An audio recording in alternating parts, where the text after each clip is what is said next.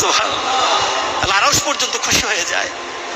যতক্ষণ পর্যন্ত আপনি এইভাবে আপনার স্ত্রীর সাথে কথা বলতে থাকেন, স্ত্রীর কাছে বসা থাকেন, আপনার আমলনামার মধ্যে সওয়াব লিখতে থাকবে।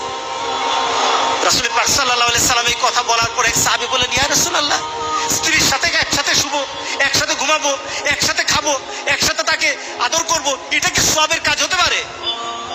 রাসূল পাক সাল্লাল্লাহু আলাইহি সাল্লাম বললেন, আচ্ছা তোমার স্ত্রীকে না নিয়ে তুমি যদি আরেকজন স্ত্রীর কাছে বসে থাকো, আছে কিনা? আছে কিনা? মজাই লাগে, উনিও খাইবেন, রেডি থাকেন।